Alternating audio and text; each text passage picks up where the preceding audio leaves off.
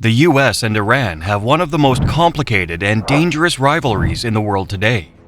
What started in 1953 as a Cold War power move has turned into decades of tension, full of coups, hostage situations, secret wars, and now a nuclear crisis that could put the whole world at risk. To understand why things are so bad between these two countries, we need to look at 7 key moments in their history, each one showing how things went wrong and what we should learn from it.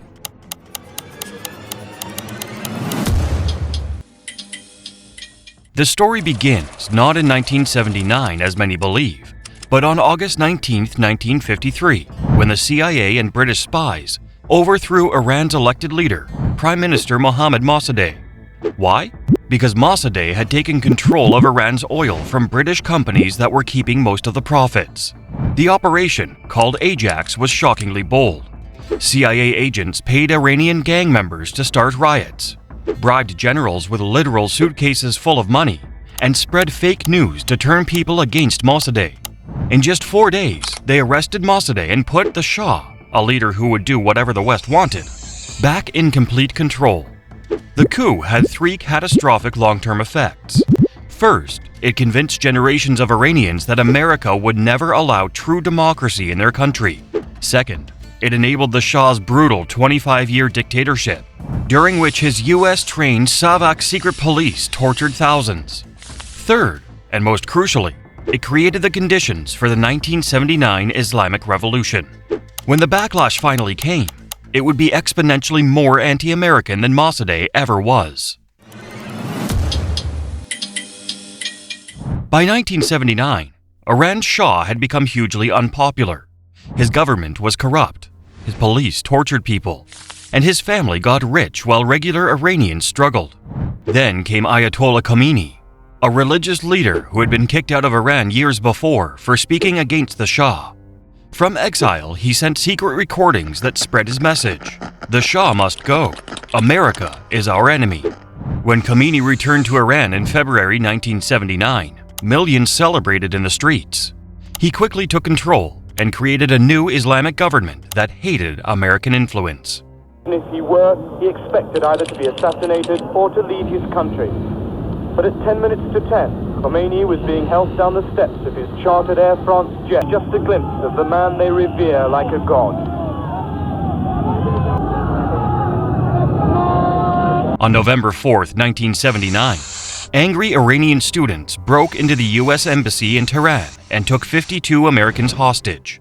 They said they wanted the Shah, who was in America, returned for trial, but really, they wanted to embarrass the US and find secret documents about CIA operations in Iran. The hostages were held for 444 days, through a failed US rescue attempt and secret negotiations. They were finally released when President Reagan made a hidden deal to give Iran weapons for their war with Iraq. This secret deal later caused a big scandal in America. The 1980s transformed the conflict into a regional war. When Iraq invaded Iran in 1980, America shocked the world by backing Saddam Hussein, even as he gassed Iranian troops. The US provided satellite intel, chemical precursors, and $1 billion in disguised funding while fully aware of the atrocities. Iran couldn't match America's military strength, so they fought dirty. They built a terrorist group called Hezbollah in Lebanon, basically their attack dogs. In 1983, Hezbollah pulled off a devastating suicide bombing against US Marines in their sleep, murdering 241 Americans in seconds. After the bombing, America pulled all its troops out of Lebanon. This showed Iran something important. They could hurt powerful countries without fighting them directly, by supporting armed groups that would fight for them. This became Iran's main strategy from that point on. The worst moment came in 1988 when a US Navy ship accidentally shot down an Iranian passenger plane, killing all 290 people aboard, including 66 children. While the US called it a mistake, Iranians believed it was intentional. This became proof for their government that America couldn't be trusted. The 9/11 attacks led to a surprising team-up. Just weeks after the Twin Towers fell, Iran, America's longtime enemy, secretly helped the US fight the Taliban, their shared foe. For a short time, it looked like they might work together. But then, in 2002, President Bush called Iran part of an axis of evil with Iraq and North Korea.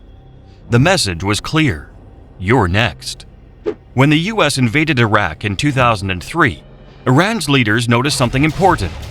Libya's dictator Gaddafi gave up his nuclear program and was later killed by rebels. Meanwhile, North Korea kept its nukes and stayed in power. The lesson? Nuclear weapons equals survival. So Iran sped up its own nuclear program, which had actually started with US help back in the 1950s. The US fought back in a new way, with cyber warfare. In 2010, a secret US-Israel computer virus, Stuxnet, destroyed Iranian nuclear equipment. But instead of giving up, Iran spread its program to hidden underground sites, making it harder to stop. The 2015 nuclear deal, or JCPOA, was a breakthrough. After secret talks, Iran agreed to limit its nuclear program in exchange for lifted sanctions. For 3 years, it worked, until Trump pulled out in 2018, thinking maximum pressure would force Iran to surrender. It backfired. By 2020, Iran was closer than ever to a nuclear bomb. Then, Trump crossed a line, killing Iran's top general, Qasem Soleimani, in a drone strike. Iran retaliated with missiles, injuring 110 US troops, proving they wouldn't back down. We've now reached the most dangerous moment in this decades-long feud between America and Iran. Iran has mastered uranium enrichment up to 60% purity. That's terrifyingly close to the 90% needed for nuclear weapons. Their scientists could potentially build multiple nukes in just weeks if they decided to go for it. International inspectors keep catching them cheating, finding secret nuclear sites. But Iran just keeps pushing forward. At the same time, Iran has spent years supporting terrorist groups all across the Middle East, in Lebanon, Syria, Iraq, Yemen, creating a network of potential attack dogs ready to strike back if anyone messes with them. So when American and Israeli generals meet up to discuss military options, they know any attack could trigger explosions across the entire region. There are 3 hard truths making this situation so volatile. First, Israel sees a nuclear Iran as an existential threat. They've bombed nuclear sites before, and they'll absolutely do it again if they feel cornered.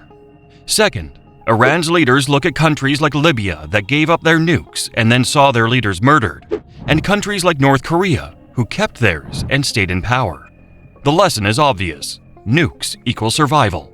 And third, America's alliances mean that if Iran hits US forces or Israel, the retaliation could spin completely out of control before anyone has time to think.